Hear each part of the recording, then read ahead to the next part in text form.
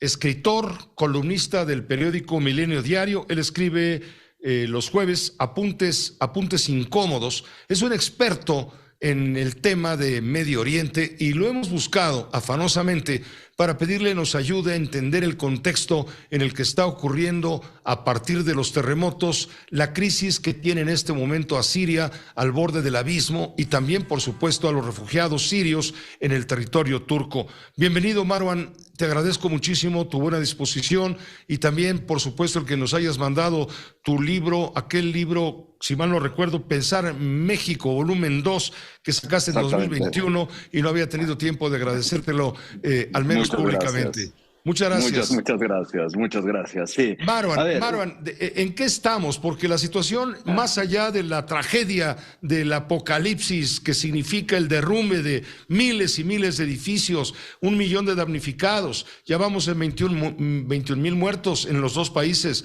ya vamos en 70,000 lesionados, en fin, más allá de lo inmediato, de fondo. Son países que no están preparados, que no tienen cultura sísmica, en fin, porque hay problemas políticos de fondo. A ver, aquí es un poco el último texto de Milenio que hacía referencia sobre el tema, es justo la necesidad de dejar de verlos como si fueran los dos países el mismo tipo de sismo, porque las condiciones son totalmente distintas. Turquía es un país muchísimo más preparado, es dentro de todo, pese a que tiene un régimen autoritario con el presidente Erdogan, que estaría buscando su reelección este mismo año, es un estado, digamos, dentro de sus estándares funcionales, ¿no? Pero en el caso de Siria no, y hay que regresarnos un poco a lo que había antes del sismo.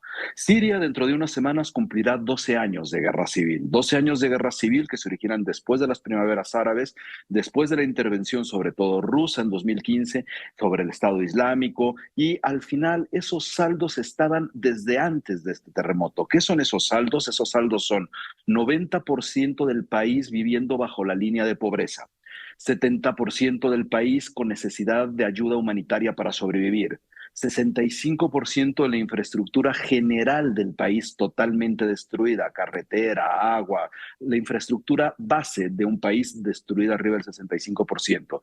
Y al mismo tiempo, ese mismo país, más allá de que, a ver, a mí me tocó estar en un país de 23 millones de habitantes que ahora tiene alrededor de 13.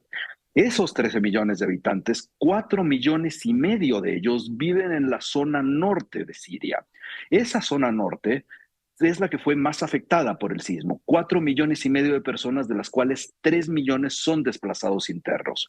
Al mismo tiempo, tenemos otros 3 millones y medio de sirios viviendo como refugiados en Siria, en Turquía, después de que Europa hizo de Turquía un estado bisagra a cambio de recursos donde le permitían dejar sirios ahí y se han quedado ahí. Ellos también Sí, están en pero, la pero zona más afectada. hay un problema muy serio, Marwan, porque va a haber elecciones en Turquía y los candidatos para ganar adeptos quieren expulsar a los refugiados sirios de la zona turca.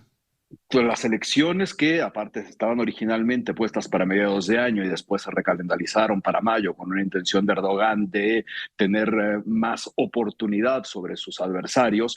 Evidentemente, sí es cierto lo que estás diciendo. Todos los candidatos estaban diciendo de expulsarlos. Vamos a ver si eso se puede o no se puede de estas condiciones. Pero la realidad es increíblemente distinta en eso que sí es lo inmediato y es lo inmediato que conocemos muy bien en México por nuestra desgraciada experiencia con los sismos, las primeras horas, las horas de emergencia, que al final sí tienen un componente político porque es gracias a acciones o inacciones políticas que la tragedia se hace más o menos grande. En el caso sirio, que es muy, muy distinto a ese, donde hay elecciones, en Siria no hablamos de elecciones, las elecciones son una payasada, es una bafufada las elecciones, ¿no? En el caso Siria, donde no tenemos un Estado, tenemos además una especie de fraccionamiento del país. ¿Qué quiero decir con eso? El país se tiene la mayor parte de su territorio controlado por la dictadura de Bashar al-Assad, que al final, con el apoyo de tanto Irán como de Rusia, logró imponerse sobre el resto de la población rebelde. Ahora, ellos controlan la mayor parte del territorio, pero el norte, que es el más afectado, y sí quiero hacer hincapié en eso, son las zonas de 4 millones y medio de gente, 3 millones desplazados internos. Están controladas de un lado por Tahrir al-Sham, por los islamistas que estaban en algún momento ligados a Al-Qaeda, y del otro lado por las milicias kurdas. Esto es importante, ¿por qué? Porque las milicias islamistas son vistas por el régimen de Assad como terroristas, ¿no? Como enemigos, y estos mismos han tenido cierto apoyo de Turquía. Por otro lado, los kurdos son vistos por Turquía como terroristas y al mismo tiempo se enfrentan a la dictadura de Bashar al-Assad. Sabemos que las primeras 72 horas son las más importantes en estas emergencias. En esas primeras 72 horas, la comunidad internacional ha hablado de cómo se han mandado aviones, cómo toda la Unión Europea empezó a mandar cosas, cómo incluso México hoy en la mañana estaba presumiendo el avión, que afortunadamente dos de nuestros rescatistas, más de nuestros rescatistas, rescataron a 2 personas dentro del derrumbe. Pero en Turquía, ¿por qué en Turquía? Porque no pueden pasar a Siria. Nada de esa ayuda internacional ha cruzado a Siria. Nada, es cero. Nada. Nada de la ayuda internacional que ha llegado por la comunidad, sobre todo occidental, ha cruzado a Siria. ¿Por qué? Porque se mantiene un solo corredor humanitario que se llama Al-Hawa, que se encuentra en la frontera de Siria con Turquía, que se encontraba hasta hace unas horas cerrada por no solamente el terremoto, sino porque al final está en una disputa política muy complicada.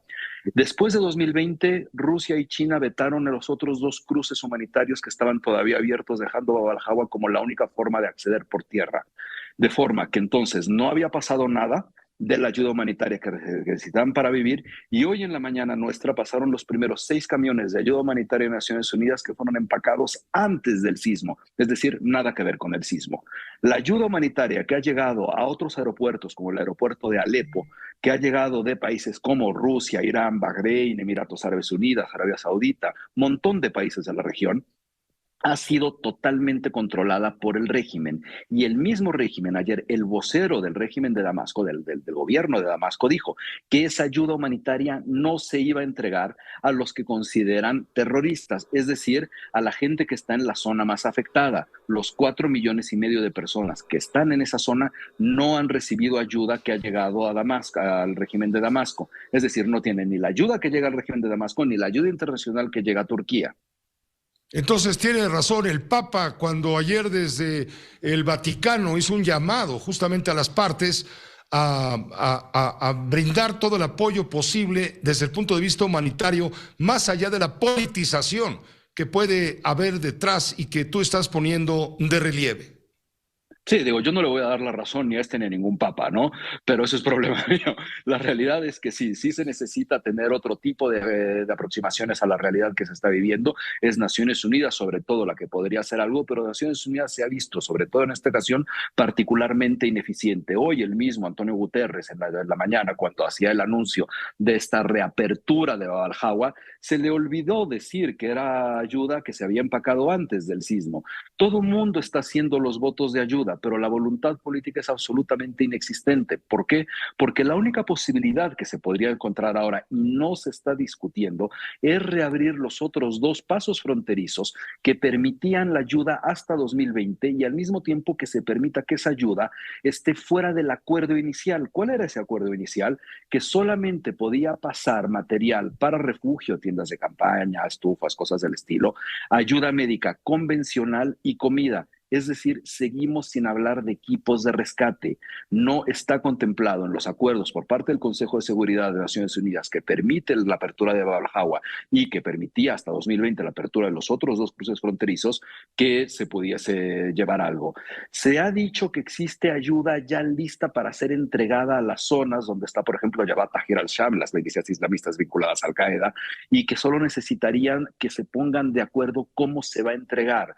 Pero se está diciendo en las últimas horas dentro de los grupos de la zona, ¿no? Que o Turquía o las fuerzas del ejército sirio no se están poniendo de acuerdo para cómo entregarla. ¿Por qué? Porque al final sí se ha usado este tipo de emergencias en otros tonos, si queremos verlo, como un arma y se ha transformado la ayuda humanitaria en un instrumento de opresión. Sucedió con las vacunas contra el COVID, que no se les permitía el acceso, ha sucedido con comida y ha sucedido a lo largo de todo el año pasado con los medicamentos para contener los brotes de cólera. Tenemos guerra, tenemos también brotes de cólera, sobre todo el año pasado, que no han salido mucho en los medios. Bueno, todas esas medicinas fueron controladas por el régimen de Damasco para evitar que llegasen a las zonas que están controladas por sus opositores.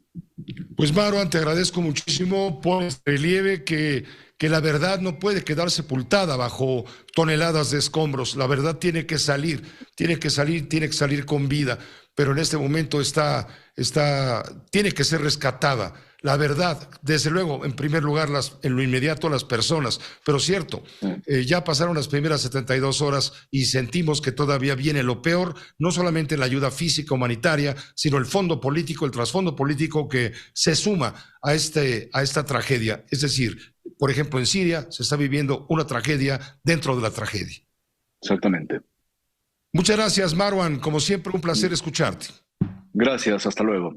Un saludo, gracias, hasta luego. Marwan Soto Antaki, internacionalista, columnista del periódico Milenio. Él escribe sus apuntes incómodos, es escritor también, y le agradecemos mucho, como siempre, el ponernos en el debido contexto. Insisto, la verdad no puede quedar sepultada bajo los escombros. Es lo que tratamos hoy de rescatar con Marwan. Esta fue una producción de Grupo Fórmula. Encuentra más contenido como este en radioformula.mx.